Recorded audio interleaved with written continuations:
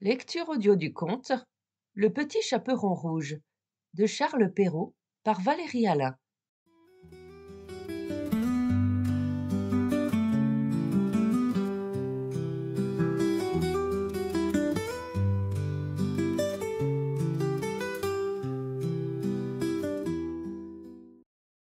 Il était une fois une petite fille de village, la plus jolie qu'on eût su voir. Sa mère en était folle, et sa mère grand plus folle encore.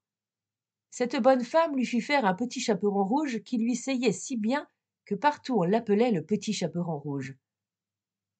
Un jour, sa mère, ayant cuit et fait des galettes, lui dit: Va voir comme se porte ta mère grand, car on m'a dit qu'elle était malade. Porte-lui une galette et ce petit pot de beurre. Le petit chaperon rouge partit aussitôt pour aller chez sa mère grand qui demeurait dans un autre village. En passant dans un bois, elle rencontra compère le loup qui eut bien envie de la manger.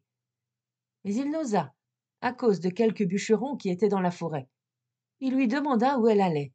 La pauvre enfant, qui ne savait pas qu'il était dangereux de s'arrêter à écouter un loup, lui dit: Je vais voir ma mère grand et lui porter une galette avec un petit pot de beurre que ma mère lui envoie. Demeure-t-elle bien loin? Lui dit le loup. Oh oui, dit le petit chaperon rouge. C'est par-delà le moulin que vous voyez tout là-bas, à la première maison du village. Eh bien, dit le loup, je veux l'aller voir moi aussi. Je m'y en vais par ce chemin-ci et toi par ce chemin-là, et nous verrons qui plus tôt y sera. Le loup se mit à courir de toute sa force par le chemin qui était le plus court, et la petite fille s'en alla par le chemin qui était le plus long, s'amusant à cueillir des noisettes, à courir après des papillons, et à faire des bouquets des petites fleurs qu'elle rencontrait. Le loup ne fut pas longtemps à arriver à la maison de la mère grand. Il heurte. Toc, toc. Qui est là? C'est votre fille, le petit chaperon rouge, dit le loup en contrefaisant sa voix, qui vous apporte une galette et un petit pot de beurre que ma mère vous envoie. La bonne mère grand, qui était dans son lit à cause qu'elle se trouvait un peu mal, lui cria: Tire la chevillette, la bobinette, cher rat. Le loup tira la chevillette et la porte s'ouvrit. Il se jeta sur la bonne femme et la dévora en moins de rien, car il y avait plus de 3 jours qu'il n'avait rien mangé. Ensuite il ferma la porte et s'alla coucher dans le lit de la mère grand, en attendant le petit chaperon rouge qui, quelque temps après, vint heurter à la porte. Toc, toc. Qui est là?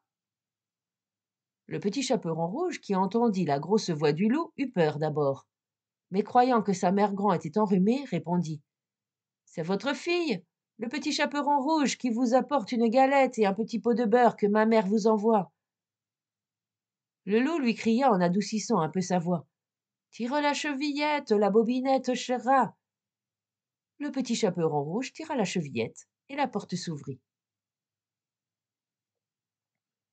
Le loup, la voyant entrer, lui dit en se cachant dans le lit sous la couverture: Mets la galette et le petit pot de beurre sur la huche et viens te coucher avec moi. Le petit chaperon rouge se déshabille et va se mettre dans le lit, où elle fut bien étonnée de voir comment sa mère grand était faite à son déshabillé. Elle lui dit: Ma mère grand, que vous avez de grands bras. C'est pour mieux t'embrasser, ma fille. Ma mère grand, que vous avez de grandes jambes. Ma mère grand, que vous avez de grandes oreilles. C'est pour mieux écouter, mon enfant. Ma mère grand, que vous avez de grands yeux. C'est pour mieux te voir, mon enfant. Ma mère grand, que vous avez de grandes dents. C'est pour te manger. Et en disant ces mots, le méchant loup se jeta sur le petit chaperon rouge et le mangea. Moralité. On voit ici que de jeunes enfants, surtout de jeunes filles, belles, bien faites et gentilles, font très mal d'écouter toutes sortes de gens, et que ce n'est pas chose étrange s'il en est, tant que le loup mange. Je dis le loup, car tous les loups ne sont pas de la même sorte.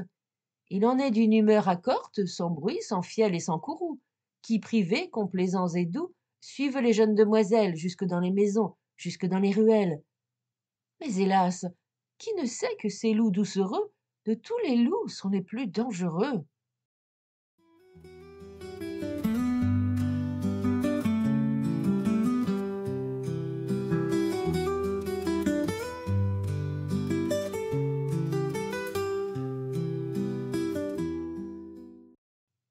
Fin de la lecture du conte Le Petit Chaperon Rouge. Merci de votre écoute. Je vous rends vos oreilles. Cœur avec les doigts.